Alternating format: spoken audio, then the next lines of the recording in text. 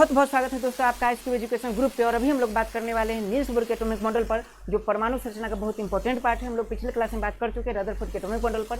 Rutherford के atomic model में जो खामियां थी, उस खामियां को दूर करके नील्स बोर ने एक एटॉमिक मॉडल दिया, जिसे हम कहते हैं नील्स बोर का एटॉमिक मॉडल। और यहाँ से जितने भी कॉम्पिटिटिव एग्जामों से वहाँ उसमें सवाल बनते ही बनते हैं, इसलिए आपको छोटा छोटा पॉइंट को भी स्किप नहीं करना, बहुत आराम से देखना है। चलिए देख लेते हैं नील्स बोर का एटॉमिक मॉडल। और इसको समझने के लिए हमें थोड़ा सा बैकग्राउंड में जाना होगा। बैकग्राउंड में जाना होगा क्या, तो रदरफोर्ड के एटॉमिक मॉडल एक बार रिवाइज करना होगा। हालांकि रदरफोर्ड के एटॉमिक मॉडल को हम बहुत डिटेल में बात किए हैं, तो मुझे लगता है कि आप लोग का रदरफोर्ड का एटॉमिक मॉडल का पढ़ लेना चाहिए। आप जनरली डिस्क्रिप्शन में लिंक होगा, उस लिंक को क्लिक कीजिए, देख लीजिए रदरफोर्ड का एटॉमिक मॉडल, और उसको बढ़िया से समझ के फिर इस क्लास को देखिए, तो आपको मज़ा ही आएगा और मज़ा ही आएगा। चलिए तो हम लोग बात करते हैं नील्स बोर के एटॉमिक मॉडल पे। थोड़ा सा देख लेते हैं रदरफोर्ड के एटॉमिक मॉडल में क्या कमी थी, उस कमी को नील्स बोर कैसे ताकत बनाते हैं, तो बहुत आराम से देखते हैं। तो रदरफोर्ड ने सबसे पहले क्या कहा था, रदरफोर्ड ने जनरली बहुत बातें कही, और इनकी जो बातें गलत हो गई, गलत हालांकि गलत कहना ठीक नहीं है, कम सही कही है। याद रखना कि वो इतने बड़े साइंटिस्ट थे, दिग्गज साइंटिस्ट, और कई वैज्ञानिकों की मेहनत से एक निष्कर्ष निकला था, तो उस निष्कर्ष को मेरे हिसाब से गलत कहना ठीक नहीं, आप ये कहें कि कम सही था। और फाइनली क्या हुआ कि रदरफोर्ड ने ये बताया, रदरफोर्ड में बहुत सारी अच्छाई भी है, जो कंसेप्ट दिए थे उसमें बहुत सारी अच्छी बातें हैं, लेकिन एक बात है वो बहुत ज़्यादा कम सही है। ठीक है, तो उस बात को देखते हैं। रदरफोर्ड ने कहा कि मान लीजिए नाभिक है, और नाभिक का खोज किसने किया था, रदरफोर्ड ने। और रदरफोर्ड ने कहा कि नाभिक के चारों तरफ कक्षाएं होती है, चारों तरफ कक्षाएं होती है, चारों तरफ कक्षाएं होती है, और इसी कक्षाएं में इलेक्ट्रॉन होती है। उन्होंने इलेक्ट्रॉन की एग्जैक्ट स्थिति नहीं बताया, उन्होंने बताया कि नाभिक के चारों तरफ इलेक्ट्रॉन होती है। इलेक्ट्रॉन की एग्जैक्ट लोकेशन, एग्जैक्ट स्थिति रदरफोर्ड नहीं बता पाए। तो पहले खामियां उनकी ये थी, एग्जैक्ट लोकेशन, एग्जैक्ट स्थिति रदरफोर्ड नहीं बता पाए। मतलब याद रखना है कि रदरफोर्ड की खामियां की थी, पहला उन्होंने इलेक्ट्रॉन की एग्जैक्ट स्थिति नहीं बता पाए, एक बात है। रदरफोर्ड ने दूसरी बात ये कहा कि ये जो इलेक्ट्रॉन चक्कर काटती, इलेक्ट्रॉन ऐसे करके चक्कर काटती, इलेक्ट्रॉन ऐसे करके चक्कर काटती, इलेक्ट्रॉन ऐसे करके चक्कर काटती है। उसी से मैं गया मैक्सवेल ने कहा कि अच्छा ये बताइए इलेक्ट्रॉन चक्कर काटती है, तो रदरफोर्ड क्या एकदम चक्कर काटती है, तो किसके चारों तरफ, रदरफोर्ड बताया कि ना भाई नाभिक के चारों तरफ, इलेक्ट्रॉन चक्कर काटती है। मैक्सवेल बताते हैं मेरा कॉन्सेप्ट पढ़े हैं, मेरा कॉन्सेप्ट है, मैक्सवेल का कॉन्सेप्ट है, और कॉन्सेप्ट सच है, 100% सत्य है। आज भी क्वांटम फिजिक्स उस कॉन्सेप्ट के बिना अधूरा है। क्वांटम फिजिक्स क्या है, तो क्वांटम फिजिक्स याद रखने, बहुत छोटे कण अगर तेजी से गति करे तो उसमें वेव गुण पाया जाता है। तो एक तो कण है, पार्टिकल है, और ऊपर से इसमें तरंग गुण भी है। तो ये सब को हम कहते हैं क्वांटम फिजिक्स, क्वांटम मैकेनिक्स में से पढ़ा जाता है। तो क्वांटम मतलब है काफ़ी छोटे कणों का अध्ययन, काफ़ी छोटे कण में अगर तरंग जैसा गुण पाया जाए उसका अध्ययन। तो याद रखना है कि मान लीजिए एटम है, और मैक्सवेल ने कहा कि देखिए ठीक है आपकी बात हम मान रहे हैं, हमको ज़्यादा एटम नहीं समझ में आता है ना, हमें बस इतना समझ में आता है कि अगर कोई आवेशित कण है और आवेशित कण चक्कर लगाएगी, अगर कोई आवेशित कण है, आवेशित कण चक्कर लगाएगी, तो हम इतना जानते हैं कि ऊर्जा का उत्सर्जन करती है। पिछले क्लास में बात कर चुके हैं, तो ऊर्जा का उत्सर्जन करेगी, और इतना बड़का रास्ता पर चलने के लिए बड़का ऊर्जा चाहिए। और ऊर्जा का उत्सर्जन की मतलब ऊर्जा इसमें कम गया है, और ऊर्जा कम गया है तो ऊर्जा कमेगी, तो अपना ऊर्जा को मेंटेन करने के लिए जितना इसके पास ऊर्जा है, उसी ऊर्जा को काम में लाने के लिए वो पिछले कक्षा में कूद के चले जाएगी। और फिर चूंकि कक्षा बड़का हुआ तो फिर इसमें ऐसे नाचेगी, ऊर्जा इसका लॉस होगा, फिर ये पिछली कक्षा में जाएगी, फिर नाचेगी, फिर पिछली कक्षा में जाएगी, और एक समय ये जाके नाभिक में गिर जाएगी। और नाभिक में गिरेगा तो फिर परमाणु, क्योंकि नाभिक में प्रोटॉन न्यूट्रॉन होता है, फिर परमाणु विस्फोट ब्लास्ट हो जाएगा। बातें ठीक है, समझ में आ रहा है बात। फाइनली ऐसा होता है कि रदरफोर्ड बोले कि बात आप सही कह रहे हैं, लेकिन रदरफोर्ड कहा कि मेरा कॉन्सेप्ट भी ठीक है। तो मैक्सवेल बोला कि बताइए जब आपका कॉन्सेप्ट ठीक है तो मुझे बताइए कि इलेक्ट्रॉन अगर नाभिक में गिर जाएगा तो दुनिया में जितना कण है सब परमाणु से बना है, दुनिया का एक कण हर्ष में बूम बाम ब्लास्ट, चारों तरफ दिवाली हमेशा 24 घंटा दिवाली होते रहता है, 24 घंटा। अच्छा 24 घंटा चारों तरफ दिवाली क्या होता है, आप जानते हैं आपका सेल है, सेल में कई प्रकार के एटम मौजूद हैं, उस एटम में विस्फोट होते रहता है, अंदर फुट पाट विस्फोट बूम ब्राम होते रहता है। तो ऐसा अगर होता है समझिए, तो मतलब कुल मिला के कुछ भी नहीं रहता, दुनिया का एग्जिस्टेंस ही समाप्त हो जाता अगर रदरफोर्ड का मॉडल सही है तो। यानी कुल मिला के मैक्सवेल कहा कि या तो हम सही हैं तो आप सही है, 100% सत्य है कि हम सही है, मतलब आप गलत हैं। तो रदरफोर्ड मैक्सवेल की कॉन्सेप्ट का व्याख्या नहीं कर पाए, इसीलिए उनका कॉन्सेप्ट गलत हो गया रदरफोर्ड का। और कहते हैं मतलब मैक्सवेल के कॉन्सेप्ट का व्याख्या नहीं कर पाए, तो आप कह सकते हैं कि रदरफोर्ड, दूसरा बात रदरफोर्ड का क्यों मॉडल गलत था, क्योंकि वह मैक्सवेल के कॉन्सेप्ट का व्याख्या नहीं कर पाए। और इसे ठीक से कहें तो कहा जा सकता है कि परमाणु के अस्थायित्व का, यानी परमाणु अस्थायी कैसे, इस बात की व्याख्या नहीं कर पाए रदरफोर्ड। हम रदरफोर्ड के मॉडल पे बात कर रहे हैं, तो याद रखना कि परमाणु के अस्थायित्व की व्याख्या नहीं कर पाए, परमाणु की स्टेबिलिटी की व्याख्या नहीं कर पाए रदरफोर्ड। ये बातें ठीक है। अच्छा, और हम समझने की बात करें तो एक बात और है, तो उस समय एक प्रयोग क्या हुआ कि मान लीजिए कि कोई एक सिलेंडर है, सिलेंडर में कुछ गैस है, भरे हुए हैं गैस, और यहाँ से मान लीजिए कोई रेडिएशन पास कराया गया, क्योंकि सिलेंडर है पारदर्शी है तो रेडिएशन पास कराया गया, ऐसे पास हुआ। इसके सामने प्रिज्म रखा गया, और प्रिज्म ना भी रखे तो भी प्रयोग होगा, और कुल मिला के देखा है कि जो रेडिएशन है, रेडिएशन कई अलग अलग तरंग दैर्ध्य में बदल गई, अलग अलग वेवलेंथ में बदल गई, अलग अलग कलर में बदल गई। तो जब रदरफोर्ड से पूछा गया तो उनका बताइए, इसका नाम रखा गया स्पेक्ट्रम। दो प्रकार का होता है, discrete spectrum and continuous spectrum. तो इसकी बात हालांकि हम लोग को नहीं करना है, सब 11th-12th में पढ़ना है, generally IIT JEE mains advance इसमें पढ़ना पड़ता है। यहाँ हम लोग जनरली स्पेक्ट्रम वर्ड ही काफी, आप इतना याद रखिए काम हो जाएगा, ठीक है। तो याद रखना कि स्पेक्ट्रम, तो रदरफोर्ड से पूछा कि बताइए आप परमाणु का मॉडल दे रहे हैं, रदरफोर्ड क्या दिए थे, एटॉमिक मॉडल। तो एटम के बारे में, एटम का मॉडल दे रहे हैं कि एटम कैसा होता है, मॉडल दे रहे हैं, तो आपको तो एटम के बारे में सारा बात जानकारी होना चाहिए। मान लीजिए मैं साइंस पढ़ा रहा हूँ, तो मुझसे साइंस का क्वेश्चन तो होना चाहिए, साइंस का क्वेश्चन तो लगना चाहिए, आप जो क्वेश्चन पूछो उस क्वेश्चन का जवाब तो देना चाहिए। हो सकता है दुनिया के हर सवाल का जवाब देना संभव नहीं है, लेकिन हाँ एक आधारभूत बातें तो कर सकता हूँ, चीज़ें कॉन्सेप्ट के नज़दीक तो ला सकता हूँ ताकि आपको चीज़ें आसान बना पाऊँ।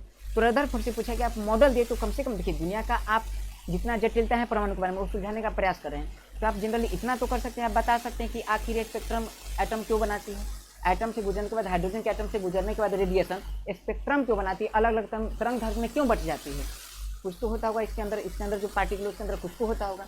तो रदरफोर्ड यहाँ भी अपना हाथ खड़ा कर देंगे, हमसे नहीं होगा, तो यहाँ भी हाथ खड़ा कर दे, तो कह सकते हैं कि रदरफोर्ड इन बातों की व्याख्या नहीं कर पाए, न तो इलेक्ट्रॉन की एग्जैक्ट स्थिति, न तो इलेक्ट्रॉन की पोजीशन बता पाए, न तो मैक्सवेल के कॉन्सेप्ट की व्याख्या कर पाए, मतलब परमाणु की स्टेबिलिटी मतलब अस्थायित्व की व्याख्या नहीं कर पाए, न तो स्पेक्ट्रम के बारे में बता पाए, इसलिए रदरफोर्ड का एटॉमिक मॉडल गड़बड़ हो जाता है, कंप्लीट है। अब इनसे जो गड़बड़ी हुआ था, रदरफोर्ड से जो गड़बड़ी हुआ था, कहते याद रखिए, देखिए APJ अब्दुल कलाम कहे हैं कि किसी के भी सफलता की कहानी पढ़ने से ज़्यादा बेहतर है कि आप उसकी असफलताओं की कहानी पढ़िए। क्यों? क्योंकि याद रखना, आप जानते हैं एक बात कि जितने भी आपके समाज में, सोसाइटी में जितने भी असफल लोग होंगे वो आपको सलाह ज़्यादा देगा। जो सफल होगा सलाह नहीं देगा, क्योंकि उसके पास सलाह एडवाइस, क्योंकि उसके पास समय ही नहीं एडवाइस देने के लिए। हमेशा एडवाइस कौन देगा? जिसके पास समय काफ़ी, मतलब असफल है वो। और असफल आदमी सब ज़्यादा सीख सकते हैं क्योंकि उसे पता है कि वो असफल कैसे हुआ। APJ अब्दुल कलाम हमेशा कहते हैं कि सफलताओं की कहानी पढ़ने से ज़्यादा बेहतर कि असफलताओं की कहानी पढ़ो, क्योंकि उसे बहुत तरीके पता है कि असफल कैसे हुआ। तो उन सारे तरीकों को तुम अवॉइड करो, उस सारे तरीकों को अवॉइड करोगे तो सफल हो जाओगे। तो उसी प्रकार से याद रखें, किसी की, कहते हैं किसी की कमजोरी नहीं किसी की ताकत बनो। तो नील्स बोर के लिए रदरफोर्ड का जो कमजोरी था, रदरफोर्ड की जो खामियां थी, नील्स बोर के लिए ताकत बना, और आ गया टॉपिक नील्स बोर का एटॉमिक मॉडल। अब इसे हम समझने का प्रयास करते हैं, बहुत आसान है, मुझे लगता है बातें आपका कंप्लीट है। अब चलिए नील्स बोर ने क्या किया, अब यहाँ से उठाते हैं एक एक बात। 1 मिनट, ओहो, फॉर्मिक एसिड, चलिए अब देख लेते हैं। देखिए मधुमक्खी आई अभी, तो मैं बता दूं कि मधुमक्खी में कौन सा एसिड पाया जाता है, फॉर्मिक एसिड। याद रखना, सवाल पूछा जाता है एग्जाम में।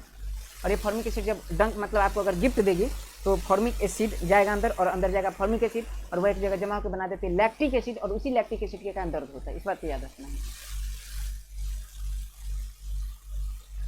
अब देखते हैं नील्स बोर का एटॉमिक मॉडल। तो नील्स बोर के एटॉमिक मॉडल की बात करते हैं, नील्स बोर ने क्या क्या मॉडल दिया, तो रदरफोर्ड की क्या क्या खामियां, बस वो याद रखिए काम हो जाएगा। तो रदरफोर्ड ने सबसे पहले याद रखना है कि उन्होंने इलेक्ट्रॉन की एग्जैक्ट स्थिति नहीं बताई थी, नील्स बोर वाला बताएंगे। और नील्स बोर सबसे पहला बात कहते हैं कि इलेक्ट्रॉन नाभिक के चारों तरफ जो दीर्घ वृत्ताकार कक्षाएं होती है, नाभिक के चारों तरफ जो कक्षाएं होती है, निश्चित कक्षा में निश्चित इलेक्ट्रॉन होती है। तो नील्स बोर का पहला बात क्या है? नील्स बोर का पहला बात है निश्चित कक्षा में निश्चित इलेक्ट्रॉन। याद रखिए,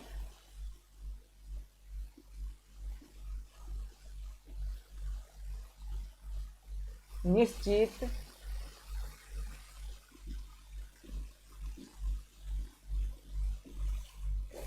कक्षा में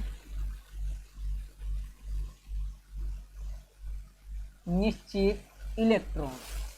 ये बातें बहुत इंपॉर्टेंट है, मतलब साफ साफ है कि इलेक्ट्रॉन, रदरफोर्ड ने कहा था कि प्रणाली के चारों तरफ कहीं भी इलेक्ट्रॉन घूमते रहती है, इलेक्ट्रॉन घूमते रहती कक्षा में। लेकिन नील्स बोर ने कहा कि नहीं, नील्स बोर ना से निश्चित ना से नील्स बोर ने कहा कि नहीं, निश्चित कक्षा में निश्चित इलेक्ट्रॉन होगी। ये नहीं कि सब कक्षा में कैसनो इलेक्ट्रॉन जाकर घुस जाएगा। हम जानते हैं जनरल, याद रखिए कि जैसे मान लीजिए कि आप ट्रेन में जाते हैं तो ट्रेन में एक होता है स्लीपर, एक होता है AC, first AC, second AC, third AC, general, महिला, विकलांग के लिए अलग। तो देखिए सबके लिए रिजर्व सीट है, सबके लिए डिफिनिट है। जो AC का टिकट कराए AC फर्स्ट AC में जाके बैठेगा, जो सेकेंड AC में जाके बैठेगा, कुछ थर्ड AC में जाके बैठेगा, कुछ है विकलांग वाला में, जो विकलांग है विकलांग वाला में, जो महिला है महिला वाला में आता है। बिहार में तो ऐसा होता है कि जो पुरुष सब एकदम हट्ठा कट्ठा 3-4 कट्ठा के मोटका सब घुस जाता है महिला वाला में, क्योंकि पता है कि सीट ज़्यादा मिलता है।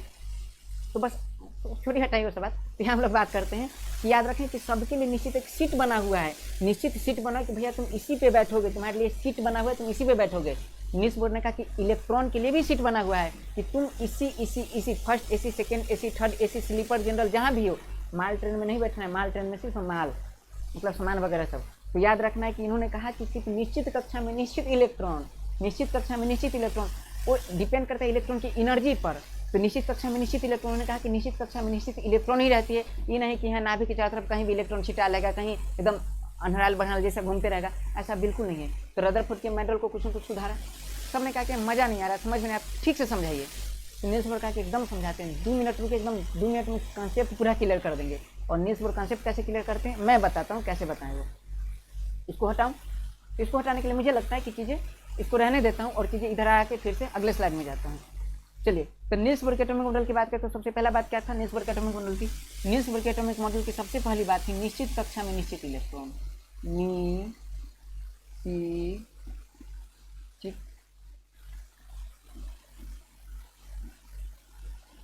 कक्षा में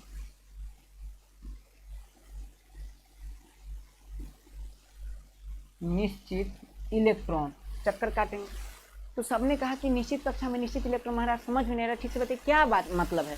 तो उन्होंने कहा देखिए मैं बताता हूँ सिंपल बात है कि मान लीजिए कि ये नाभिक है, ठीक, और नाभिक के चारों तरफ है कक्षाएं। ये हो गया, ये हो गया, ये हो गया। तो ऐसा बिल्कुल नहीं है, मान लीजिए ऐसा बिल्कुल नहीं कि देखिए ये भी कक्षा है, ये भी कक्षा है, ये भी कक्षा है, देख लीजिए। तो कक्षा तो सब है।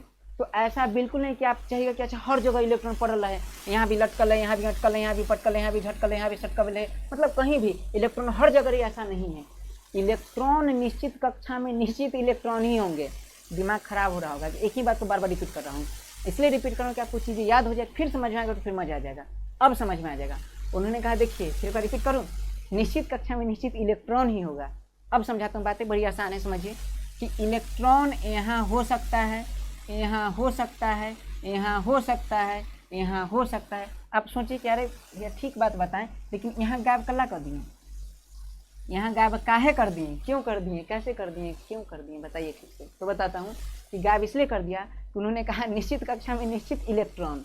ऐसा इसलिए होगा जब जो कक्षाएं हैं, कक्षा के पास उन्होंने कहा जितने भी कक्षा हैं, जितने भी कक्षा हैं, कक्षा के पास एक, याद रखना है, एक एक एक याद रखें, कक्षा है तो कक्षा है, और कक्षा में इलेक्ट्रॉन चक्कर काटते हैं। इलेक्ट्रॉन को चक्कर काटने के लिए याद रखना कि कोणीय संवेग होना चाहिए।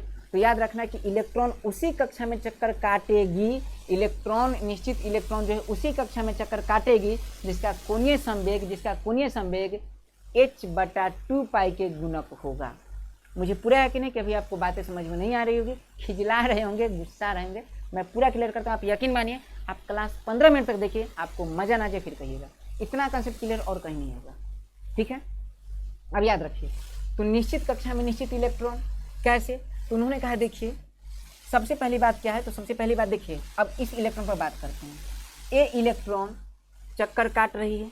अच्छा चक्कर काटे तो उन्होंने एक बात देखा, एक गौर कीजिएगा, बात बड़ी इंपॉर्टेंट। उन्होंने कहा जो इलेक्ट्रॉन चक्कर काटे तो सबसे पहले जो कक्षा है, कक्षा पर बात किया, देखिए कक्षा पर बात की, तो कक्षा पर देखिए तो कक्षा कक्षा कक्षा कक्षा कक्षा क्या, वृत्ताकार, और वृत्त की परिधि बराबर 2πr। वृत्त के परिधि को सरकमफ्रेंस कहते हैं, इसलिए इसे सूचित करेंगे सी से। तो सी, इतना बात कंप्लीट, किसे सूचित करेंगे, सी से।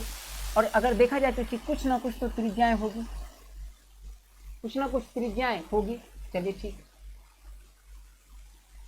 और याद रखना सी, और इसमें जो इलेक्ट्रॉन चक्कर काट रही है, अगर इलेक्ट्रॉन चक्कर काट रहे थे, इलेक्ट्रॉन चक्कर काटे तो बताइए चक्कर काटने वाले इलेक्ट्रॉन का कुछ न कुछ तो संवेग होगा, क्योंकि अगर कोई गति में हो तो उसका संवेग होता है, और संवेग को सिद्ध करते हैं किससे, पी से। उन्होंने कहा ठीक है, यानी कुल मिला के कक्षा का देख लिए परिधि और इलेक्ट्रॉन का देख लिए मोमेंटम, और दोनों को जब गुना किए तो गुना करने पर आया फाइनल फार्मूला 6.632 गुना 10 के पावर -34 जूल इंटू सेकेंड। ये देखिए फिर नहीं आ रहा समझ में, 15 मिनट में बोल चुका हूँ, 15 मिनट है तुम्हारे पास, ठीक है 15 मिनट, तो 15 मिनट देखने का प्रयास कीजिए, चीज़ें समझ में आ जाएगी। Cp बराबर 6.632 into 10 to the power -34 joule second. उन्होंने कहा ठीक है, अब समझिए के बाद देखिए Cp बराबर इतना है, उन्होंने देखा ठीक है, ये बात समझिए। अब मैं आपको बता दूं जनरली एक बात गड़बड़ हो गया, याद रखिए सबसे पहले हम यहाँ थोड़ा सा देख लेते हैं। देखिए सी, क्योंकि देखिए इलेक्ट्रॉन जहाँ चक्कर काट रहे हैं, तो इलेक्ट्रॉन इसमें चक्कर काटे तो इसका कुछ ना कुछ तो परिधि होगा प्रथम कक्षा की, तो परिधि को सी कहा उन्होंने, और इलेक्ट्रॉन जो चक्कर काट रही है तो इलेक्ट्रॉन का कुछ ना कुछ होगा संवेग, संवेग को सूचित करेंगे पी से, Cp बराबर, उन्होंने देखा कि प्रथम कक्षा है इसका जो परिधि है, परिधि और इलेक्ट्रॉन का जो संवेग है, इसको उन्होंने गुना किया, तो गुना करने पर आया 6.63 गुना 10 के पावर -34 जूल सेकेंड। उन्होंने कहा बहुत अच्छा बात है भैया। थोड़ा सा दूसरा कक्षा का देखते हैं, तो दूसरा कक्षा में मान लीजिए कि इलेक्ट्रॉन है अगर या नहीं है, देख लीजिए यहाँ इलेक्ट्रॉन है, तो इलेक्ट्रॉन इसमें है तो इलेक्ट्रॉन है, तो इसका अगर देखें तो बिल्कुल परिधि को क्या कहेंगे सी, और इलेक्ट्रॉन के संवेग को पी। जब गुना किए तो पता चला, देखिए प्रथम इलेक्ट्रॉन यहाँ है, दूसरा इलेक्ट्रॉन यहाँ है, तो इसका देखें तो आ गया कुछ भी, याद रखिए कि मतलब 13.2 आया लगभग, तो कह सकते हैं कि 2 गुना 6.63 गुना 10 के पावर -34 जूल सेकेंड। तीसरा कक्षा में देखिए, तीसरा कक्षा में आप देख पा रहे हैं, तो तीसरा कक्षा के एग्जाम किए Cp बराबर 2, Cp बराबर, तो देखिए तो आंसर आया 3 गुना 6.63 गुना 10 के पावर -34 जूल सेकेंड। जब उन्होंने चौथी कक्षा में देखिए इलेक्ट्रॉन नहीं है, एक कक्षा देखा Cp जिसमें इलेक्ट्रॉन है, तो Cp का गुना किए तो आया 4 गुना 6.63 गुना 10 के पावर -34 जूल सेकेंड। सोचिए साइंटिस्ट कितना करते हैं, हम लोग बार बार कहते हैं न्यूटन, पढ़ाते कई बार सुनता हूँ ऐसा कि न्यूटन मर गए, इतना खोज करके चल गए, मेरा पढ़ते हालत खराब हो रहा है। आप सोचिए कितने निकम्मे हैं आपको पढ़ते हालत खराब हो रहा है, जो चीज़ें परोसा हुआ है आपको, बड़ा अजीब होता है। देखिए मम्मी दिन भर लग के खाना बनाती है, पापा दिन भर लग के काम करके आते हैं, पैसे कमाते हैं, और पैसा उड़ाने में आपको बिल्कुल मतलब पैसा उड़ा देते हैं, आपको मेहनत करने में मज़ा नहीं आता है। मम्मी दिन भर मेहनत करके खाना बनाती है, हालांकि दिन भर नहीं मेहनत करते होगी, 2 घंटे 3 घंटे खाना बनाती है, और आपको खाने में मज़ा नहीं आता। कितना शर्म की बात है। वैज्ञानिक अपना जीवन लगा के पूरे इतना निष्कर्ष पे निकाले, और आपको पढ़ने में मज़ा नहीं आता, कितना शर्म की बात है। आपका दिमाग खराब हो जाता है पढ़ने में, क्योंकि उनका कितना दिमाग खराब होता होगा, जो चीज़ें दुनिया में है ही नहीं, किसी को नहीं पता, पहली बार वो पता कर रहे हैं, कितना दिमाग खराब होता होगा। तो सोचिए, इसीलिए थोड़ा सा दिमाग लगाइए, जो करके चले गए उसे हमें आसान काम ही करना है। याद रखना है पीछे चलना बहुत आसान होता है, कई मामले में बताऊंगा चीज़ें, तो याद रखना है पीछे चल रहे हैं, चीज़ें परोसा हुआ है, हमें बस इसे समझना है। तो याद रखिए, जब वो देखिए Cp बराबर इतना आपको पता होना चाहिए। जनरली अगर कहें तो 6 पॉइंट अगर देखा जाए तो इसे कहा जाता है प्लैंक कांस्टेंट। प्लैंक कांस्टेंट को फिर करते हैं H से। 6.63 into 10 to the power -30 joule second, इसे क्या कहते हैं, प्लैंक कांस्टेंट H से। अच्छा, इसे देखने का प्रयास करते ये भी क्या है, तो देख लीजिए इतना तो प्लैंक कांस्टेंट है, और गुना 2 तो क्या है 2H, गुना 3 तक क्या है 3H, गुना 4 तो क्या है 4H। यानी अगर आप ठीक से समझने का प्रयास करें तो फाइनल ये समझ में आ रहा है कि Cp बराबर H, Cp बराबर 2H, Cp बराबर 3H, Cp बराबर 4H। लेकिन समझिए इस बात को, पहली कक्षा तक फर्स्ट Cp बराबर H। अच्छा, दूसरी कक्षा में उसमें गिनेंगे जिसमें इलेक्ट्रॉन होगा, क्योंकि कक्षा की अहमियत तभी होती है जब उसमें इलेक्ट्रॉन होता है, घर की अहमियत तभी होती है जब उसमें इंसान होता है, तो उस घर को वीरान कहते हैं। याद रखना है। घर को वीरान कहते हैं, और जिसमें इंसान रहे उसे मकान कहते हैं, और जिसमें इलेक्ट्रॉन रहे उसे कक्षा कहते हैं। तो याद रखना कक्षा, समझ इस बात को। तो इलेक्ट्रॉन, इसमें प्रथम कक्षा में इलेक्ट्रॉन, तो प्रथम लगा दिए। अब इसमें इलेक्ट्रॉन है तो इसे कक्षा नहीं गिनेंगे हम जनरली, इसे कक्षा कहेंगे, लेकिन यार इस पर फोकस नहीं करना है तो कक्षाएं ही, लेकिन अच्छी कक्षाएं नहीं है तो वीरान घर ही, लेकिन यहाँ लोग नहीं है तो कक्षाएं, लेकिन यहाँ इलेक्ट्रॉन नहीं है। यहाँ इलेक्ट्रॉन किस कहेंगे, दूसरा सिटी, क्योंकि दूसरी कक्षा की बात है, दूसरी कक्षा परिधि। अच्छा, एक तीसरा है तो तीसरा, और ए चौथा तो चौथा। अब एक बात गौर कर रहे हैं, एक है तो एक एच, दो है तो दो एच, तीन है तो तीन एच, चार है तो चार एच। ओ माई गॉड।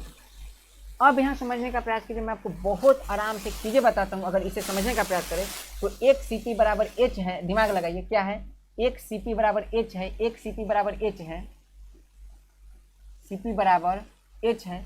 और हम जानते हैं, ऐसे लिखिए, एक सी बराबर एच। हम जानते हैं कि सी का मतलब क्या होता है, परिधि, और परिधि को दिखाते हैं 2 पाई आर से, 2 पाई आर से। और संवेग, संवेग किसे कहते हैं, समवेग, सन मतलब संहति, वेग मतलब वेग, जिसमें संहति हो और वेग हो उसे संवेग कहते हैं। जिसमें संहति मतलब होता है भार, द्रव्यमान, द्रव्यमान, द्रव्यमान और वेग। द्रव्यमान को सूचित करते हैं एम से, वेग को सूचित करते हैं भी से, मतलब एम भी, एम भी।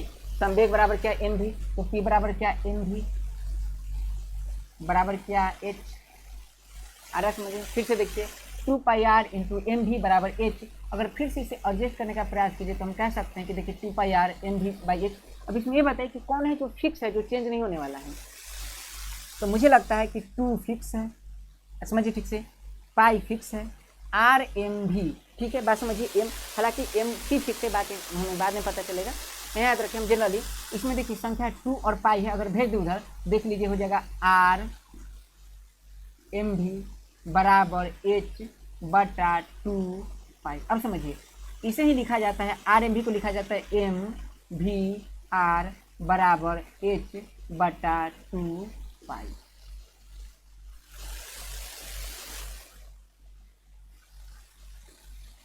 अब एक बातें समझ में आ रहा है कि मतलब पहला जो था उसे हम क्या लिखे हैं, निकाले एम भी आर बराबर एच बटा 2 पाई।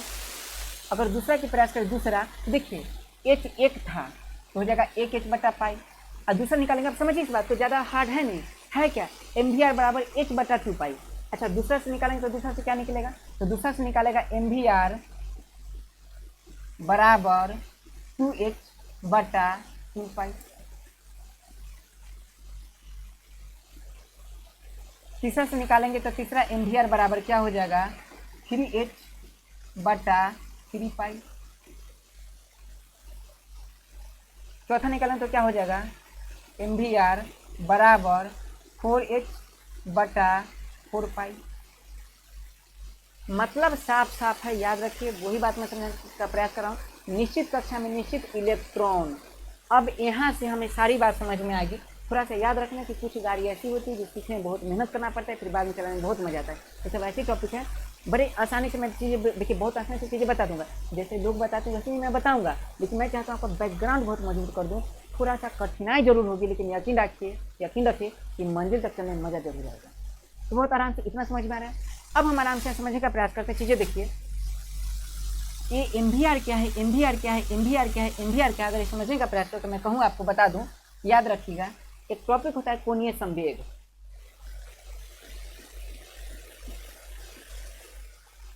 कोणीय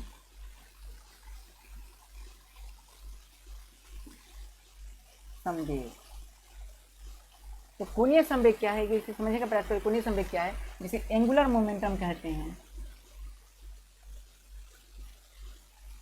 एंगुलर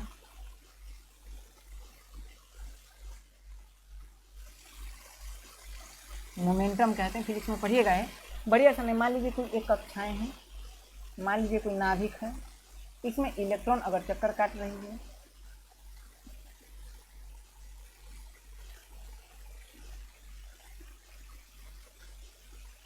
इलेक्ट्रॉन चक्कर काट रही है, तो देखिए इलेक्ट्रॉन चक्कर काट रही है, तो अगर देखा जाए ठीक से तो देखिए इलेक्ट्रॉन चक्कर काट रही है।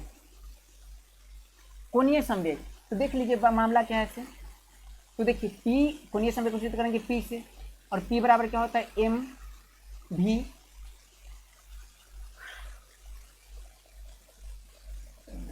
देखिए कोणीय संवेग घोषित करते हैं, याद रखिए एल से, और एल बराबर क्या होगा, तो देखिए इसकी कुछ ना कुछ त्रिज्याएँ हैं, तो त्रिज्या क्या है आर, और इसका कुछ ना कुछ, एक मिनट,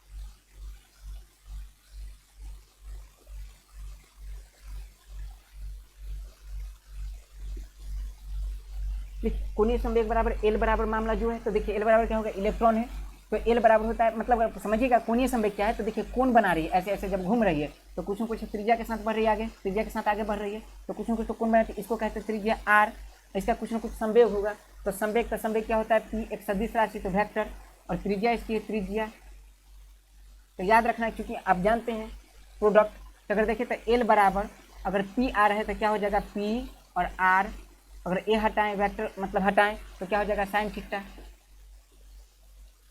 और साइन थीटा याद रखना है, तो एल बराबर पी आर, और साइन थीटा कितना साइन 90, आप जानते हैं कि जो डॉट प्रोडक्ट होता है कितना साइन 90 होता है, अब याद 90 होता है, तो अगर देखें तो एल बराबर पी आर और साइन थीटा साइन 90 का मान कितना 1, तो गुना 1, और एल बराबर पी के लिए क्या रखेंगे एम भी फॉर्मूला, एम भी और आर एक से गुना करेंगे तो ये आ गया आपका क्या कोणीय संवेग, क्या आ गया कोणीय संवेग, तो कोणीय संवेग क्या है, तो कोणीय संवेग निकालने के लिए क्या आ जाएगा एम भी आर, तो याद रखना कि एम भी आर अगर आपसे पूछे एम भी आर क्या है, तो एम भी आर क्या है कोणीय संवेग क्या है, एम भी आर क्या है कोणीय संवेग है, कोणीय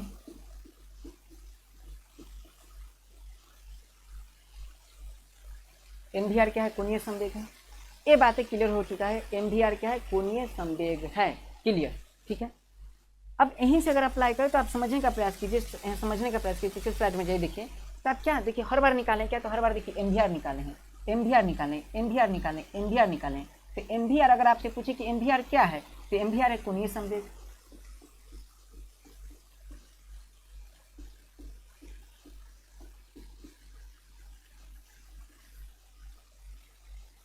एम भी आर क्या है कोणीय संवेग है एम भी आर।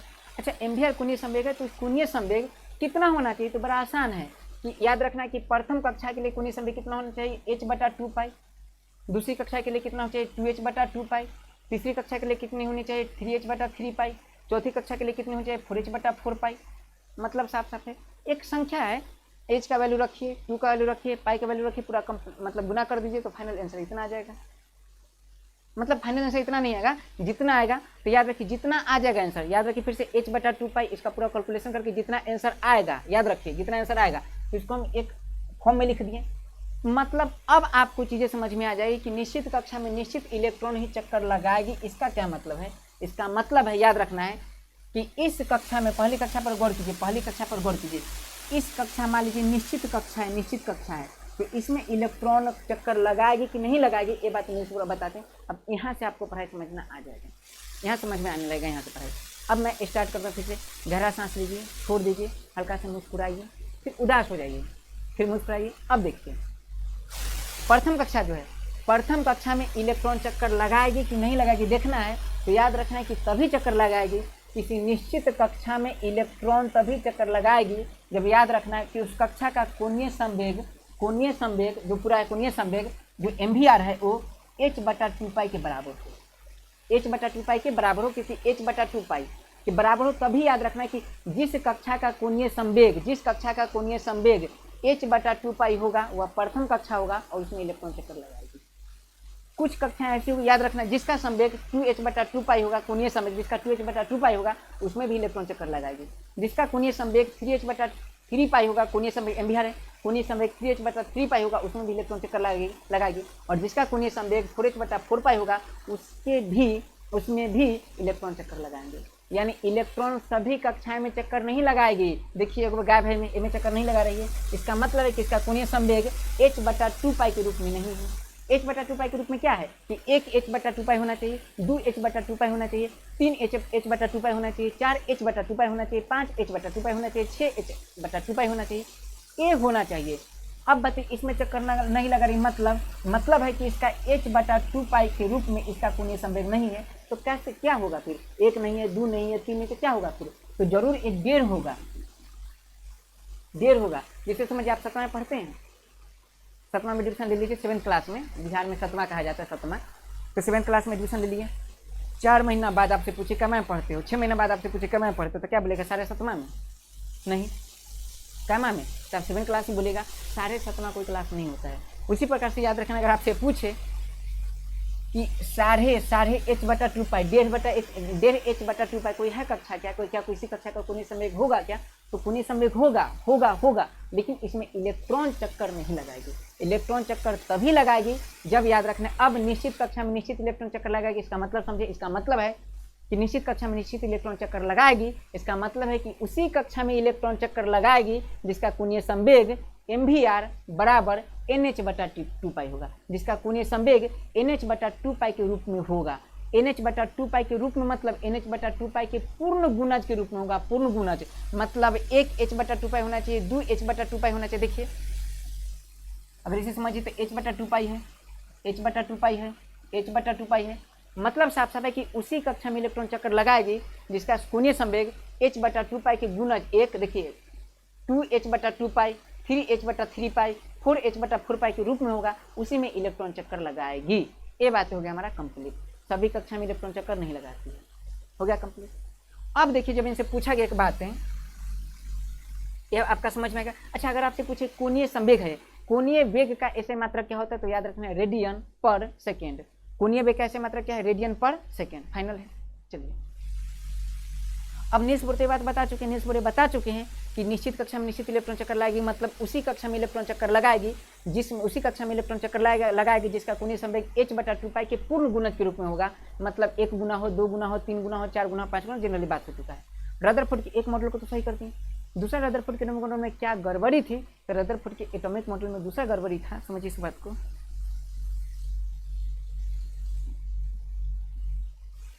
रदरफोर्ड के एटॉमिक मॉडल में दूसरा गड़बड़ी था कि रदरफोर्ड, देख लीजिए मॉडल में क्या गड़बड़ी थी। देखिए दूसरा, मैक्सवेल के जो परमाणु की स्टेबिलिटी थी इसकी व्याख्या नहीं कर पाए। तो परमाणु की स्टेबिलिटी की व्याख्या करने के लिए, जनरली उन्होंने स्टेबिलिटी क्यों व्याख्या नहीं कर पाए? तो मैक्सवेल ने कहा था कि अगर कोई आवेशित कण चक्कर लगाएगी तो ऊर्जा का उत्सर्जन करेगी, तो एनर्जी उसमें कमेगा, फिर वो पिछले कक्षा में जाकर उसमें ठप से गिर जाएगी। रदरफोर्ड जवाब नहीं दे पाए, भौंका दें, हाँ हमसे नहीं होगा। तो नील्स बोर बोला कि एकदम हम बताते हैं, रुकिए 2 मिनट, क्या बोलिए फिर से। तो मैक्सवेल बताया कि जैसे नाचेगी, जब बसंती नाचेगी, नहीं बसंती नहीं नाचेगी, जब इलेक्ट्रॉन नाचेगी तो ऊर्जा का उत्सर्जन होगा, ठीक है। इलेक्ट्रॉन की एनर्जी कमी को पिछले कक्षा में जाके गिर जाएगी, धीरे धीरे नाभिक में जाके परमाणु विस्फोट हो जाएगा। परमाणु के स्थायित्व की व्याख्या रदरफोर्ड नहीं कर पाए। नील्स बोर बोले हम कर देते हैं। तो क्या कर देते हैं? तो नील्स बोर बोले देखिए कोई भी इलेक्ट्रॉन ऊर्जा का उत्सर्जन अवशोषण नहीं करती है। सब पगला गया, जितना साइंटिस्ट बोले ये कैसे आवेशित कण है, चक्कर लगा रहे तो कैसे ऊर्जा का उत्सर्जन अवशोषण नहीं करेगा? ये गड़बड़ी वाला बात करते हैं। नील्स बोर आके नहीं करती है। अब इस बात को लिखता हूँ फिर समझाता हूँ। दूसरा इनका है नील्स बोर का कॉन्सेप्ट कि इलेक्ट्रॉन ऊर्जा का उत्सर्जन, इलेक्ट्रॉन ऊर्जा का उत्सर्जन एवं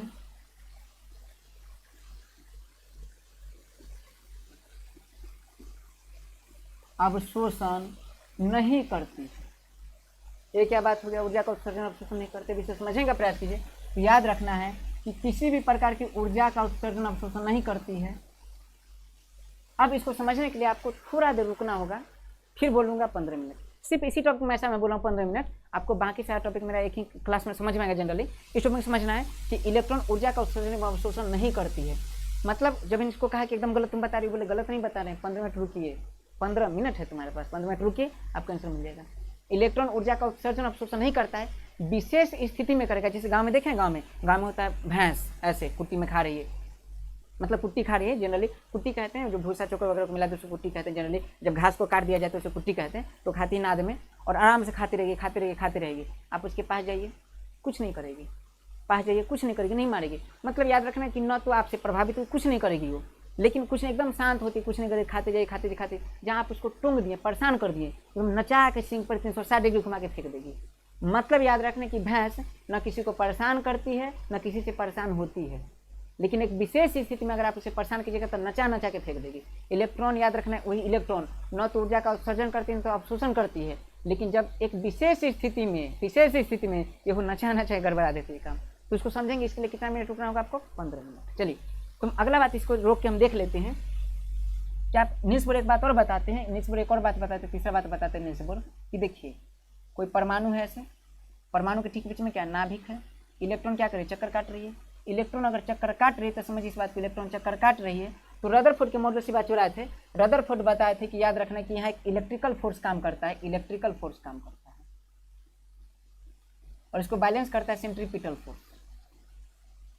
बैलेंस करता है। तो अगर आप देखने का प्रयास कीजिए सेंट्रीफ्यूगल फोर्स या सेंट्रीपिटल फोर्स, अगर देखिए तो इलेक्ट्रिकल फोर्स क्या होता है, 1/4 कूलम के नियम से 1/4 pi epsilon not into Q1 Q2 बटा r², कूलम का नियम पढ़े हैं, और बराबर सेंट्रीपिटल फोर्स क्या होता है, mv² बटा r,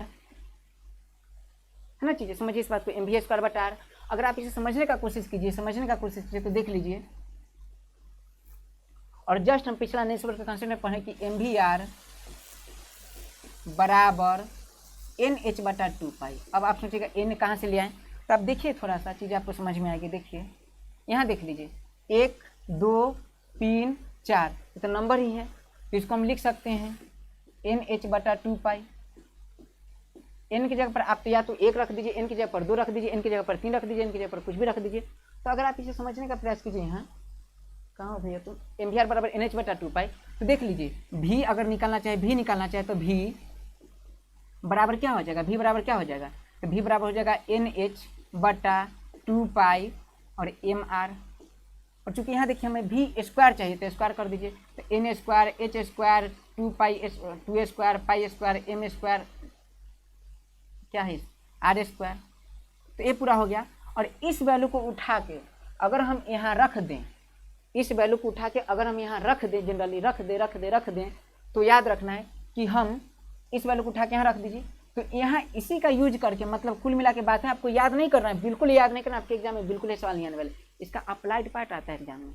इसलिए मैं थोड़ा सा डीप बताने का प्रयास करता हूँ कि एग्जाम में आपको ये ना लगे क्या कहाँ पढ़ रही है, क्या पढ़ा दें, क्या छोड़ दें, क्या काट लें, कुछ ऐसा ना लगे। मैं ऐसा में बहुत डीप बताता हूँ, IIT लेवल का बता रहा हूँ चीज़ें, नहीं चीज़ें जितना आपके एग्जाम के लिए रिलेवेंट हो बताने का प्रयास कर रहा हूँ। तो देख लीजिए 1/4 pi epsilon not Q1 Q2 बटा r² बराबर mv² बटा r। अगर देखें तो v का वैल्यू है जो m, क्योंकि इसे देखिए देहाती भाषा में, बिहार में इसे v कहा जाता है, v, लेकिन जनरली v पढ़ते हैं v।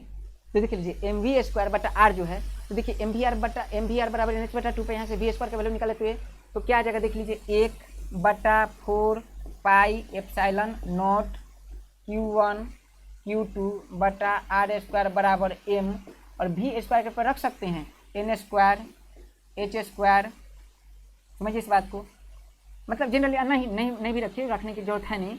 तो mv² बटा r, तो v² देखिए इसका वैल्यू तो मुझे पता है, इसका वैल्यू यहाँ रख दिए जनरली।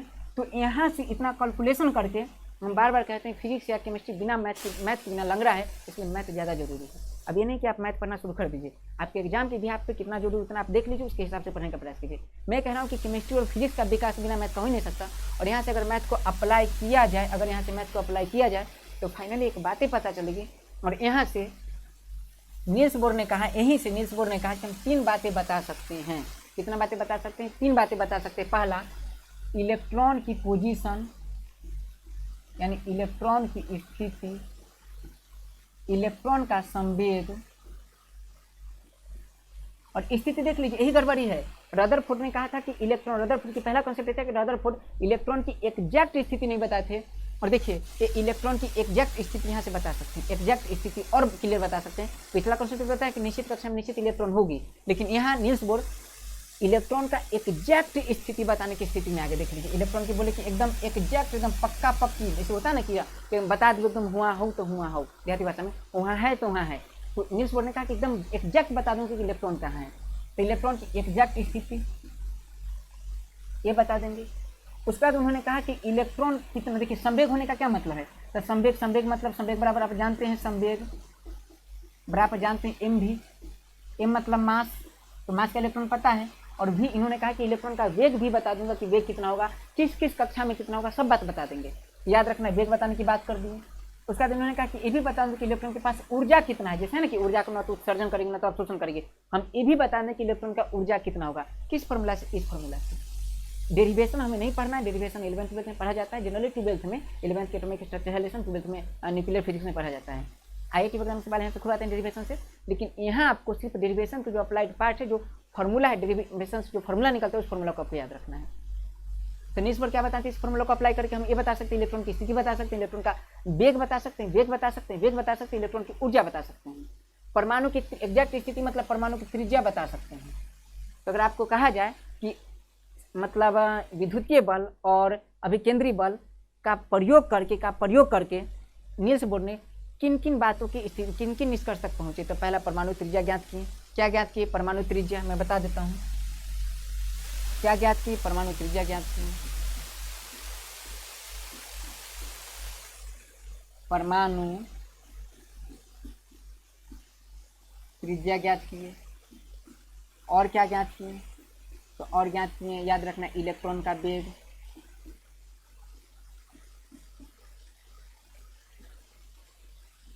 और क्या ज्ञात किए? देखिए त्रिज्या, इलेक्ट्रॉन का वेग, और क्या ज्ञात किए? तो याद रखना इलेक्ट्रॉन की ऊर्जा। कक्षा की ऊर्जा देख लीजिए, इलेक्ट्रॉन की ऊर्जा।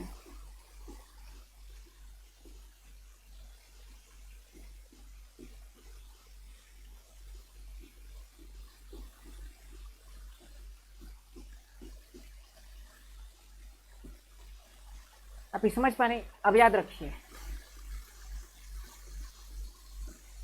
तो डेरिवेशन करके जो फॉर्मूला निकले, फॉर्मूला आपको याद रखना है, ये फॉर्मूला आपको रटना पड़ेगा, याद रखना पड़ेगा कि आखिर चीज़ें समझिए। मैं थोड़ा सा ज़्यादा जब बताने की प्रयास करता हूँ, मजबूरी होती है कि आप एग्जाम में जाए तो एग्जाम में धोखा खा के ना आ जाए, इसीलिए। तो याद रखना है कि परमाणु की त्रिज्या क्या बताते हैं, तो परमाणु की त्रिज्या बताते हैं कि किसी भी परमाणु की त्रिज्या ज्ञात किया जा सकता है फॉर्मूला से, और उन्होंने फॉर्मूला दिया 0.53। याद रखना है R बराबर क्या फॉर्मूला दिया उन्होंने? 0.53 n²z। ये फॉर्मूला आप याद रखने का प्रयास कीजिए, मेरे साथ फिर से बोलिए। R बराबर 0.53 n² बटा z, R बराबर 0.53 n² बटा z, R बराबर 0.53 n² बटा z। मतलब उन्होंने कहा कि इस फॉर्मूला से किसी भी परमाणु की त्रिज्या को ज्ञात किया जा सकता है। उन्होंने कहा, हालांकि बाद में जाकर चीजें कुछ हद तक गलत हो जाएगी, समझिए इस बात को, सिर्फ हाइड्रोजन तक वैलिड रहेगा, लेकिन उन्होंने कहा कि मान लीजिए नाभिक है और मान लीजिए कि कक्षा है, और याद रखें इसे कहते हैं परमाणु त्रिज्या। न्यूक्लियस से अंतिम कक्षा के बीच की दूरी को परमाणु त्रिज्या कहते हैं, और इसे पिकोमीटर में मापा जाता है, और पूरे केमिस्ट्री में सीजियम की परमाणु त्रिज्या सबसे अधिक होती है। तो उन्होंने कहा एक क्या है, परमाणु त्रिज्या है, और पिकोमीटर में मापेंगे, पिकोमीटर में मापेंगे। तो ये बात उन्होंने कहा कि परमाणु त्रिज्या अगर जांच करना है कि कितना है परमाणु त्रिज्या, कितना है मापना है, तो इस फॉर्मूला से निकाला जा सकता है। ये बातें हुई कंप्लीट। फॉर्मूला क्या है? तो 0.53 n²/z, 0.53 n²/z। n क्या है? कक्षा की संख्या, और z क्या है? प्रोटॉन की संख्या, परमाणु संख्या। v का क्या मतलब? वेग। तो वेग कैसे निकालेंगे? तो वेग के लिए मैं बड़ा आसान कहा, उन्होंने कहा याद कीजिए, मेरे साथ 2.18 गुना 10 के पावर 6, और इलेक्ट्रॉन कितना है? इलेक्ट्रॉन की मैं याद करवा देता हूँ, दोनों बहुत आसान है। देखिए 13.6 संख्या याद कीजिए। वेग के लिए 2.18 गुना 10 के पावर 6, और एनर्जी के लिए, ये तो वेग की बात मैं पिछली क्लास में कर चुका हूँ, और एनर्जी कितना होगा? -13.6। ठीक है, और कुछ नहीं करना, यहाँ भी याद रखिए z/n, और यहाँ याद रखिए z/n। और याद रखिए जाना नहीं, परदेसी जाना नहीं, दोनों में से मैं, लेकिन दूसरा बार में जाना नहीं, रे जाना नहीं, थोड़ा जोर से बोलते हैं, तो जोर से तो स्क्वायर लगा दीजिए नीचे वाला में। तो 3 फॉर्मूला है। नील्स बोर बताएं पहला फॉर्मूला क्या बताए थे? तो नील्स बोर पहला फॉर्मूला बताते हैं कि किसी भी परमाणु का त्रिज्या निकालना तो कैसे निकालेंगे? 0.53 n²/z से। और उसके बाद अगर बोले कि वेग निकालना, किसी इलेक्ट्रॉन का वेग निकालना है, मान लीजिए कि जैसे मान लीजिए नाभिक है ये, और इसमें इलेक्ट्रॉन चक्कर काट रहे थे, इलेक्ट्रॉन का अगर वेग निकालें कि इलेक्ट्रॉन का वेग कितना है, तो कुछ नहीं करना है। उन्होंने क्या किया कि फॉर्मूला दे दिया 2.18 गुना 10 के पावर 6 z/n मीटर पर सेकेंड है। और अगर एनर्जी की बात करते हैं, इलेक्ट्रॉन वोल्ट में है एनर्जी, उन्होंने कहा ऐसे निकाला जा सकता है। जैसे निकाल के देखते हैं, छोटी सी बात है, अगर आपसे पूछा जाए कैसे निकालेंगे, बहुत आराम से देखिए। एक तो आप जनरली क्या करते हैं, जैसे हाइड्रोजन का निकालना है, तो हाइड्रोजन का सबसे पहले रेडियस निकालने का कोशिश करते हैं। तो रेडियस कैसे निकालेंगे, देख लीजिए 0.53 n² z, और देख लीजिए 0.53 n का मतलब कक्षा की संख्या। अब हाइड्रोजन देख लीजिए, तो हाइड्रोजन ऐसा है,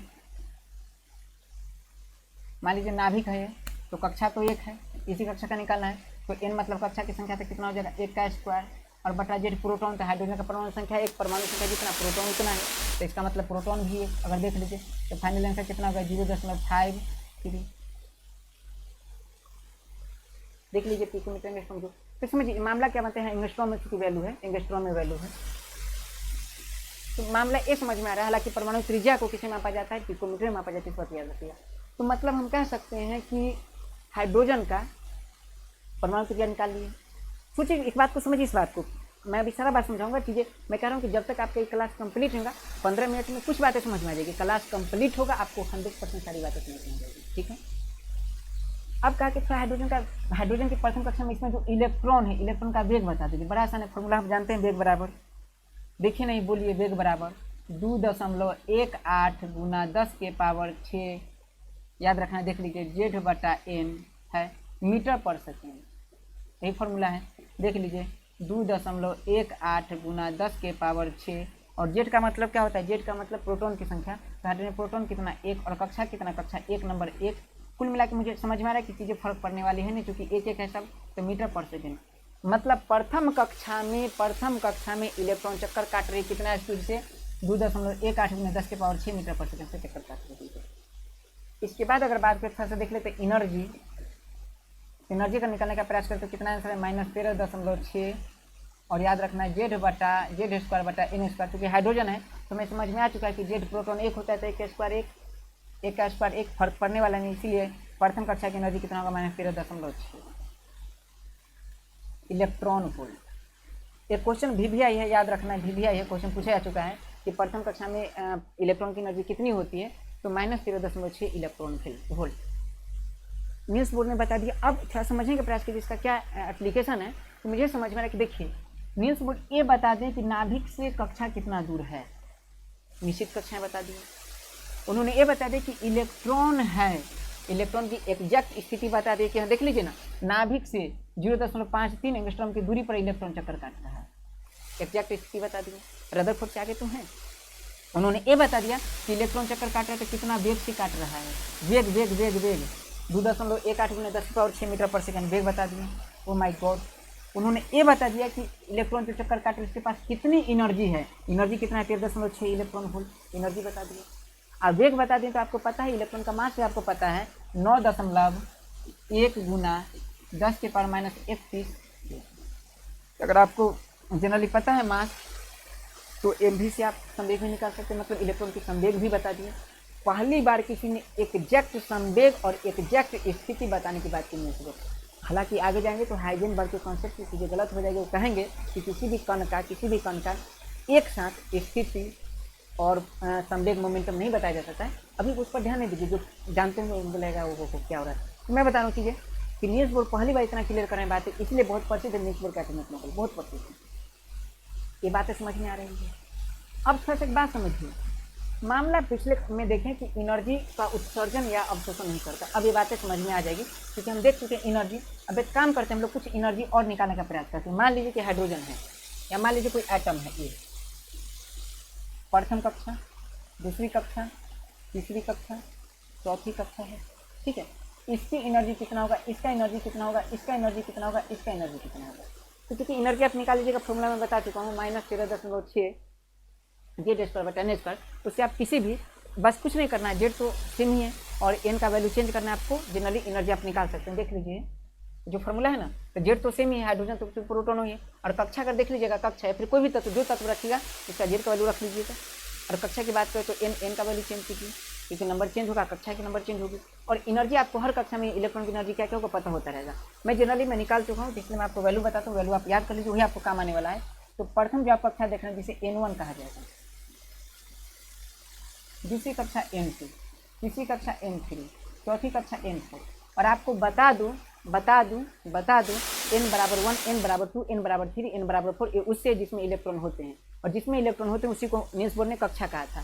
इसलिए याद रखना कि n बराबर 1 था, इसे उन्होंने k कहा, n बराबर 2 इसे उन्होंने l कहा, इसे उन्होंने m कहा, k l m, उसके बाद इसे n कहा।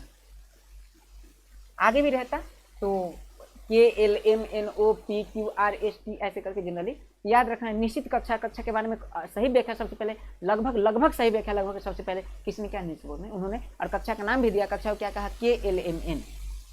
उन्होंने ये भी बताया कि देखिए प्रथम कक्षा के है तो इसमें जो इलेक्ट्रॉन है, इसमें जो इलेक्ट्रॉन है, इसमें जो इलेक्ट्रॉन है, इसमें जो इलेक्ट्रॉन है, तो जो प्रथम कक्षा में इलेक्ट्रॉन है उसकी जो एनर्जी होगी, हम पिछले क्लास में पिछले स्लाइड में देखे हैं कितना था, -13.6 इलेक्ट्रॉन वोल्ट।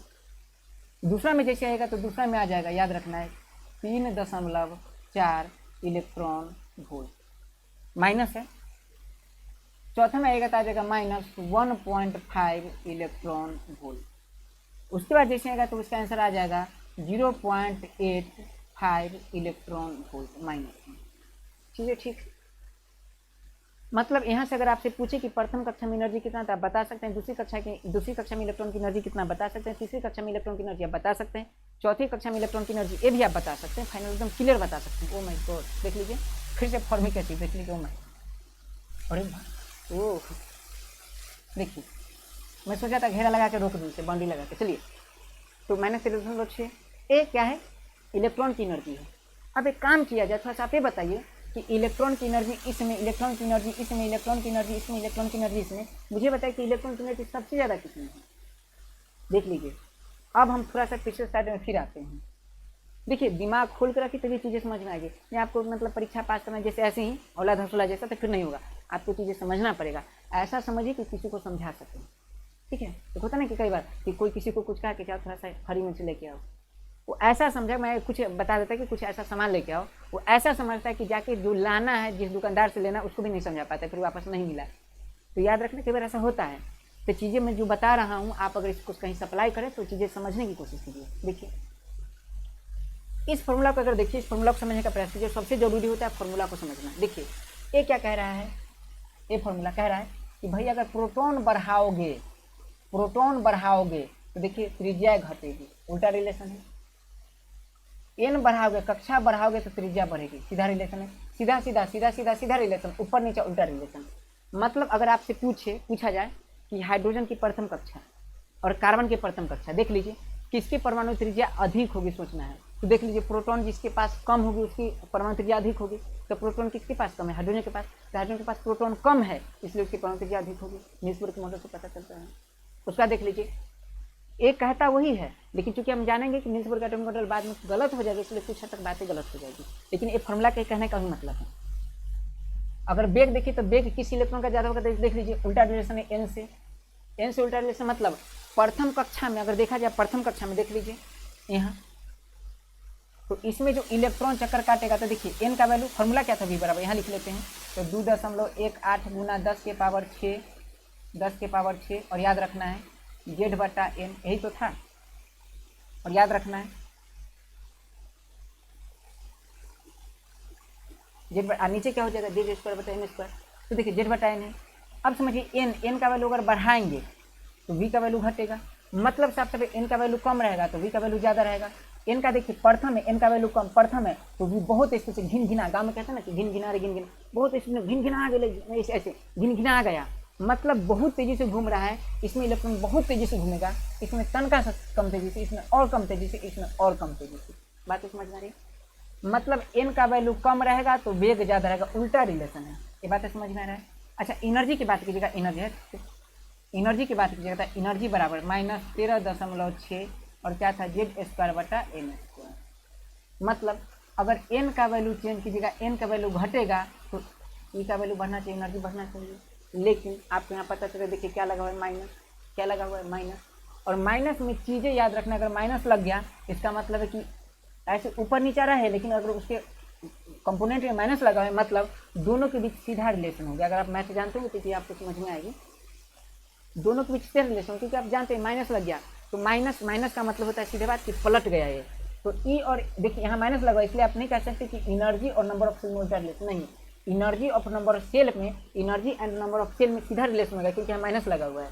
मतलब नंबर ऑफ सेल बढ़ेगा तो एनर्जी भी बढ़ेगा, नंबर ऑफ सेल बढ़ेगा तो एनर्जी भी बढ़ेगा। मतलब साफ साफ है। अगर आपसे पूछा जाए तो मुझे ये बताइए कि किस में एनर्जी ज़्यादा, तो एनर्जी इसमें ज़्यादा क्या?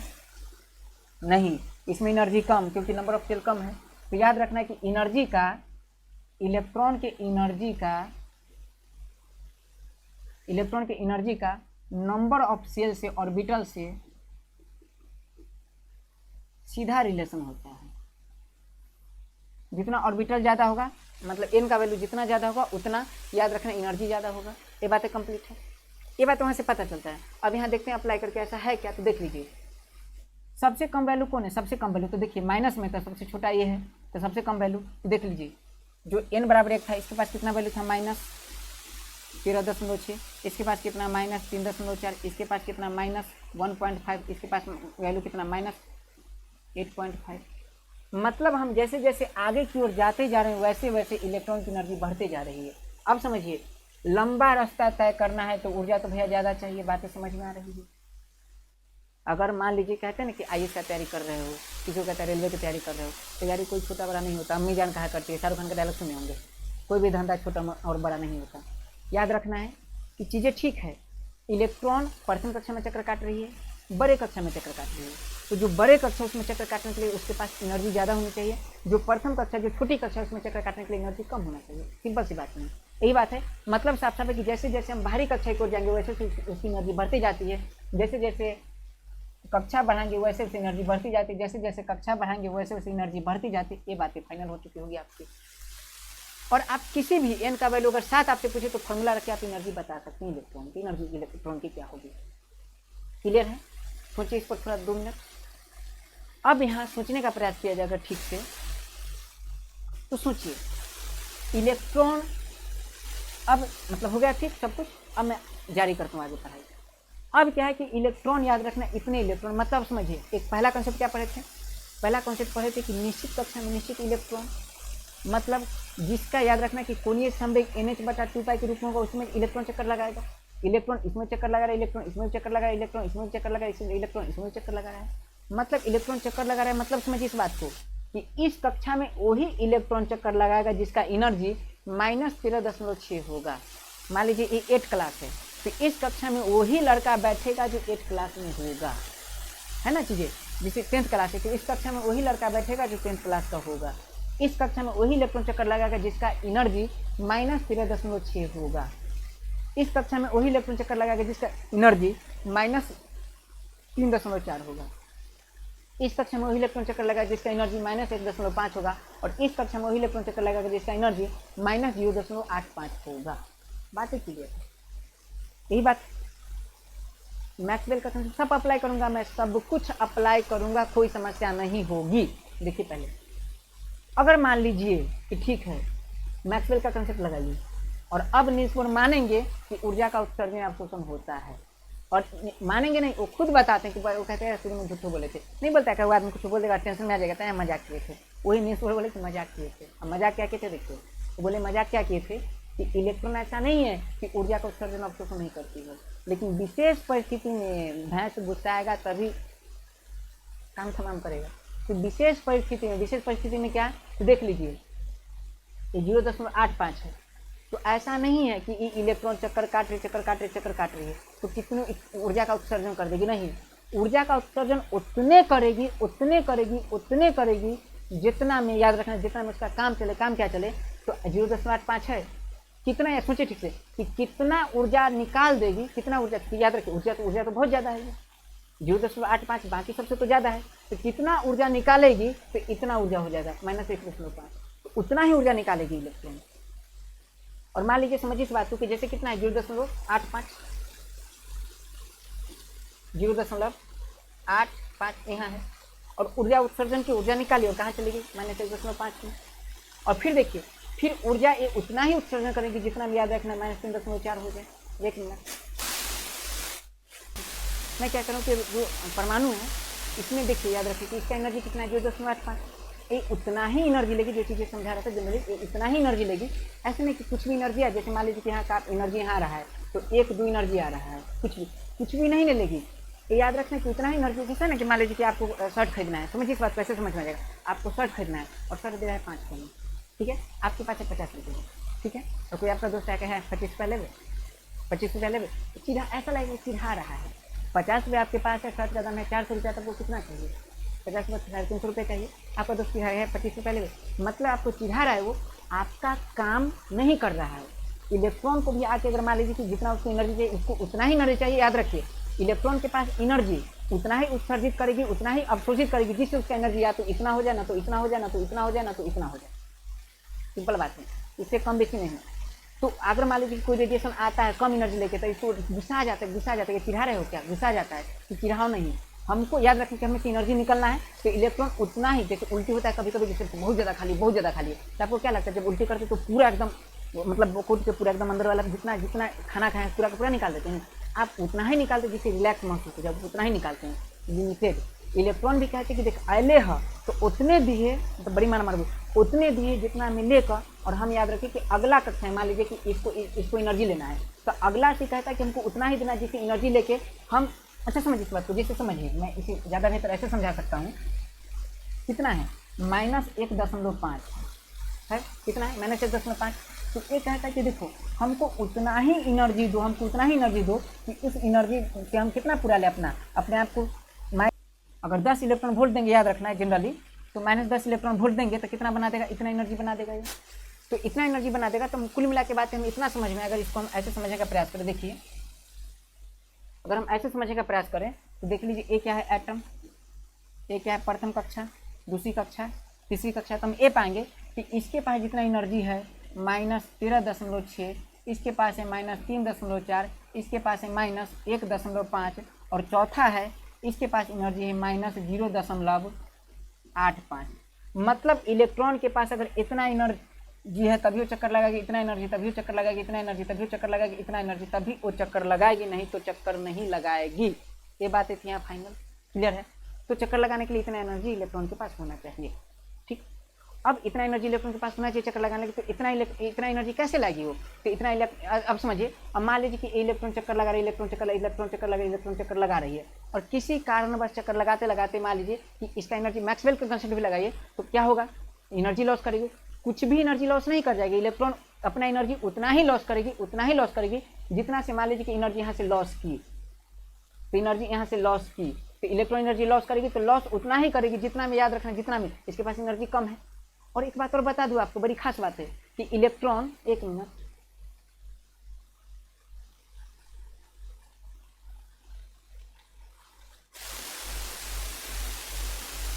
तो देख लीजिए यहाँ बात है कि एक नाभिक है और इसके पास एनर्जी कितना? -13.6, इसके पास एनर्जी कितना है? -3.4, इसके पास एनर्जी कितना, मतलब ओह माय गॉड, ये नाभिक है। प्रथम कक्षा इसके पास एनर्जी कितना है? -13.6। ये दूसरी कक्षा इसके पास एनर्जी कितना है? -3.4। तीसरी कक्षा इसके पास एनर्जी कितना? -1.5, और चौथी कक्षा इसके पास एनर्जी कितना? -0.85। तो समझिए, इलेक्ट्रॉन में अगर इतनी ऊर्जा है, याद रखिए, सिंपल बात, अंतिम बात कहता हूँ कि अगर इस कक्षा में चक्कर लगाना है तो इतना ही इलेक्ट्रॉन के पास एनर्जी होना चाहिए, इस कक्षा में चक्कर लगाना है तो इतना ही एनर्जी होना चाहिए, इस कक्षा में चक्कर लगाना तो इतना ही एनर्जी, इस कक्षा में चक्कर लगाना तो इतना ही एनर्जी होना चाहिए इलेक्ट्रॉन के पास। फाइनल बात है। अब मुझे आप सोच के बताइए, इतना ही एनर्जी होना चाहिए इलेक्ट्रॉन के पास, मुझे तो समझ में आ रहा है भैया, लेकिन ये बताइए कि इलेक्ट्रॉन न तो ऊर्जा का उत्सर्जन करते हैं तो अवशोषण करते, सही बात है क्या? तो उन्होंने कहा कि गलत बात है। इलेक्ट्रॉन ऊर्जा का उत्सर्जन अवशोषण भी करती है, और नील्स बोर क्या नाम है उसका, मैक्सवेल के कॉन्सेप्ट का व्याख्या भी करते हैं। व्याख्या कैसे करें, बताएं कि देखिए, इलेक्ट्रॉन के पास एनर्जी कितना है? -13.6, और एक विशेष स्थिति में प्रथम कक्षा का जो इलेक्ट्रॉन है ये सबसे लोएस्ट एनर्जी है, और इससे कम एनर्जी कभी हो ही नहीं सकती, इसलिए प्रथम कक्षा का जो इलेक्ट्रॉन है ऊर्जा का उत्सर्जन अवशोषण नहीं करेगी। ये कम से कम इलेक्ट्रॉन की एनर्जी कम से कम उतना तो रहेगा ही, क्योंकि हम देखे थे प्रथम कक्षा में उपस्थित इलेक्ट्रॉन की एनर्जी -13.6 इलेक्ट्रॉन वोल्ट होगा ही, इससे कम एनर्जी नहीं हो सकती। लेकिन इसके बाद एनर्जी कितना है? -3.4, इसके पास -1.5, इसके बाद क्या? -0.85। तो ये जो एनर्जी है, तो ये इलेक्ट्रॉन चक्कर काटते चक्कर काटने के चक्कर में वो कई बार इलेक्ट्रॉन एनर्जी लॉस करती है। मैक्सवेल के कंसेप्ट जब एनर्जी लॉस करेगी तो एनर्जी निकालेगी। अब एनर्जी कितना निकालेगी, तो ही नहीं कि कितना एनर्जी निकाल देगी, नहीं, इलेक्ट्रॉन का एक निश्चित पैकेट निकालेगी, इलेक्ट्रॉन का एक निश्चित मतलब सॉरी एनर्जी का एक निश्चित फॉर्म निकालेगी, उतनी ही ऊर्जा निकालेगी जिस ऊर्जा में उतना ही ऊर्जा निकालेगी जिस ऊर्जा से उसका जो एनर्जी इतना हो जाए, -13.6 हो जाए। तो सटाक से उतना ऊर्जा अपने आप उतना ऊर्जा कम कर गया है, इसे कहते हैं उतना ऊर्जा कम करेगी जिससे उसका एनर्जी -13.6 हो जाए और सटाक से पिछला कक्षा में चल जाएगी। अच्छा, पिछला कक्षा में क्यों जाएगी, तो कारण समझिए, ऐसा इसलिए करते क्योंकि दुनिया में हर आदमी अपने आप को स्टेबल रखना चाहता है। बताइए, खूब गर्मी लगता है तो आप कहाँ छत पर सोते हैं दिन में, दोपहर में नहीं, आप कहाँ सोते हैं, तो रूम में ही। जगह प्लास्टर तो प्लास्टर पे ऐसे करके सो जाते हैं, क्यों ऐसा? आप अपने आप को याद रखिए, जितना ऊपर रहेगा उतना कम स्टेबल रहेगा, जितना ऊपर ज़्यादा हाई एनर्जी पे रहेगा कम स्टेबल रहेगा, जितना लो एनर्जी पे रहेगा उतना ज़्यादा स्टेबल रहेगा। तो याद रखें, लोएस्ट एनर्जी, सबसे लोएस्ट एनर्जी कहाँ है, फर्स्ट ऑर्बिट में। इसलिए इलेक्ट्रॉन अपने आप को स्टेबल करने के लिए लोएस्ट एनर्जी में जाता है और कहाँ चल जाएगा, प्रथम कक्षा में। तो याद रखना है कि सोचिए इस बात को, प्रथम कक्षा में जैसे जाएगा तो फिर वो एनर्जी को क्या करेगा, ऑब्जर्व करेगा, ऑब्जर्व करके जैसी एनर्जी ऑब्जर्व करेगा तो दूसरा कक्षा में कूदेगा। और इसी को हमें याद रखना है, एक रेडिएशन निकालते हैं, तो यहाँ से रेडिएशन निकल रही है ऐसे करके। यहाँ जो आप इलेक्ट्रॉन को देख रहे हैं -1.5, इतना एनर्जी चक्कर काटते काटते काटते काटते ये भी तो चक्कर काटेगी, चक्कर काटने से एनर्जी, मैक्सवेल के कॉन्सेप्ट से एनर्जी लॉस होगा, एनर्जी लॉस होगा, एनर्जी लॉस होगा, तो उतना ही एनर्जी लॉस करेगी जिस एनर्जी से उतना एनर्जी लॉस करेगी जिससे उसका एनर्जी इतना हो जाए। तो कहाँ कूदेगी, यहाँ। या तो जो भी नहीं कि इतना हो जाए, पिछले वाला हो जाए, वो इतना भी एनर्जी लॉस कर सकते हैं जिससे उसका एनर्जी डायरेक्ट उतना भी हो सकता है। तो या तो सेकेंड में जाएगी, नहीं तो फर्स्ट में जाएगी। तो समझिए इस बात को। और ये जो चौथा कक्षा में जो इलेक्ट्रॉन, इसके पास एनर्जी कितना है, -0.85। ये भी याद रखना है कि एनर्जी लॉस करेगी, एनर्जी कितना लॉस करेगी, तो कुछ भी नहीं कर देगी, एनर्जी उतना ही लॉस करेगी जिससे उसकी एनर्जी या तो इतना हो जाए, ना तो इतना हो जाए, ना तो इतना हो जाए। और फिर वो वापस इसमें जाएगी, ना तो इसमें जाएगी, नहीं तो इसमें जाएगी फाइनल। और इस फेज में एनर्जी लॉस करती है तो रेडिएशन के रूप में निकलती है, रेडिएशन के रूप में निकलती है। और उसी रेडिएशन स्पेक्ट्रम का निर्माण करती है, जो रदरफोर्ड स्पेक्ट्रम की व्याख्या, मतलब परमाणु स्पेक्ट्रम की व्याख्या क्यों करती है, इस बात नहीं बता पाते रदरफोर्ड, वही बात मैं इसको बता दूँ। तो फाइनल बातें नील्स बोर ये बता चुके हैं कि स्पेक्ट्रम कैसे बनता है, ये बातें क्लियर हो गया। नील्स बोर ये बता दें कि किस स्थिति में इलेक्ट्रॉन ऊर्जा का उत्सर्जन अवशोषण करती है। तो मैक्सवेल के कॉन्सेप्ट का व्याख्या कर दिए, मैक्सवेल के कॉन्सेप्ट का व्याख्या कर दिए नील्स बोर। स्पेक्ट्रम कैसे बनता है उसकी व्याख्या कर दिए, इलेक्ट्रॉन की ऊर्जा बता दिए, इलेक्ट्रॉन की वेग बता दिए, इलेक्ट्रॉन का जो जनरली क्या होते हैं, इलेक्ट्रॉन का मास पता था तो संवेग बता दिए जनरली। यानी नील्स बोर एटॉमिक मॉडल के बारे में लगभग बातें बता दी। और यही था हमारा नील्स बोर का कॉन्सेप्ट। और अगले क्लास में हम बात करेंगे नील्स बोर के मॉडल में क्या क्या दोष था, क्या क्या सीमाएं थी, क्योंकि क्लास बहुत लंबा हो गया और हम लोग एक नए आयाम के साथ मिलेंगे अगले क्लास में। मिलते हैं, जय हिंद, जय।